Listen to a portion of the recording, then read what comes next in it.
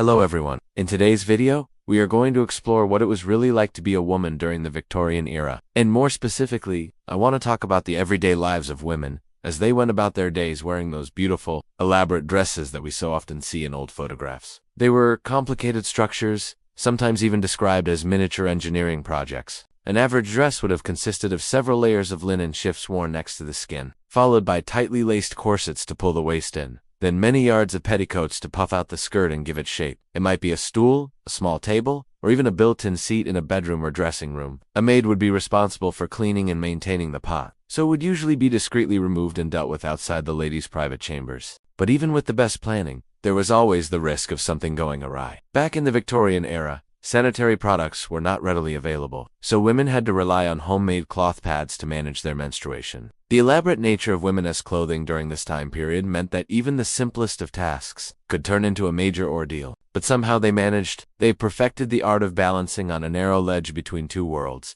one of delicacy and beauty, and the other of sweat and toil. Their clothing may have been beautiful to look at, but it was also a testament to the strength, skill, and grace of the women who wore it. These were usually squares of absorbent material like linen or flannel, secured by a belt around the waist. Working women who could unafford special supplies might use scraps of cloth or even moths that they could pluck from the nearest garden or backyard. Likewise, women in rural areas might stuff wool or rags into a belt or pair of drawers to use as a pad. These methods weren't ideal, but they got the job done with little fuss or embarrassment attached to them. It seems that the Victorians preferred to keep their periods a bit of a secret, seeing them as something a little too gross or distasteful to be discussed openly. As a result, these tasks were often silently taught to young girls by their mothers or older female family members, and they were performed with as much privacy as could reasonably be expected in a shared household. Most likely, these duties were performed in a separate bedroom, perhaps the same one where the women would attend to their other bathroom needs. While the men of the household slept soundly upstairs, the women expertly balanced themselves upon chamber pots, wiped with scraps of linen,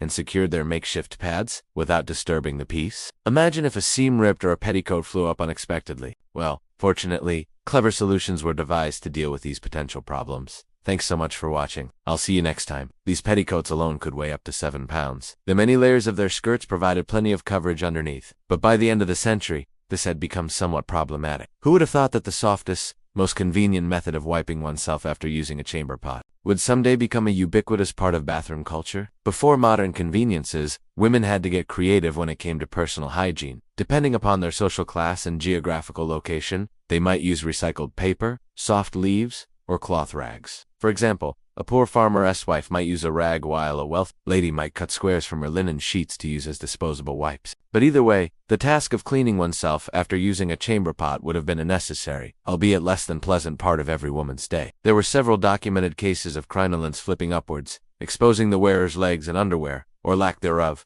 to the public eye. That proved to be rather scandalous, no doubt. To prevent this most unfortunate of circumstances, a new garment was invented known as split drawers. These were essentially early versions of underwear, consisting of two pieces that separated at the crotch. They could be easily pulled apart for bathroom breaks, yet still maintain modesty when put back together. Upper-class women especially took to this idea, as it allowed them to attend formal events, worry-free, knowing that their crinolines couldn't flip up without their split drawers underneath to catch it. This type of underwear remained popular until the 20th century. And finally, if the style called for it, there would be a steel hoop frame known as a crinoline, which could expand up to 6 feet in diameter. Can you imagine trying to navigate a crowded room while wearing a cage of sharp metal bones covered only in thin cotton? These ensembles weighed up to 45 pounds total and required careful consideration of posture at all times. A sudden movement could cause an imbalance and a fall, which might result in serious injury given the rigidity of the structure surrounding you. Because of this, some women were even trained to walk backwards, since that put them in better balance over the frame.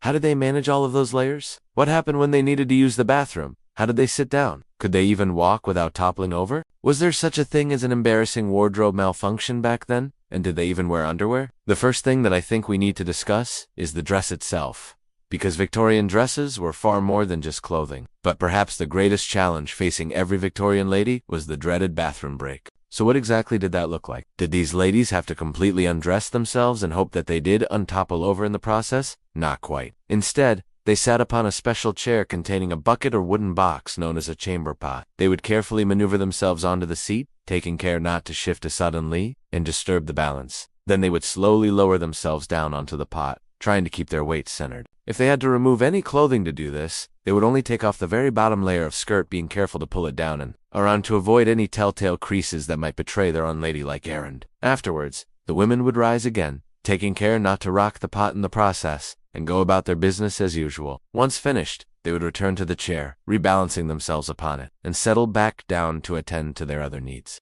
For wealthier women in larger houses, the chamber pot would often be disguised as a piece of furniture. At first, women didn't wear any form of underwear. Now, I know that many of us take for granted the little things that we have in our lives, and one of those things is toilet paper. And speaking of unpleasant parts of the day, let's talk about what happened when Aunt Flo came to visit. Overall, life as a woman during the Victorian era was not easy, especially when it came to dressing and undressing. I really hope you enjoyed this video. If you did, please remember to give it a thumbs up before you go.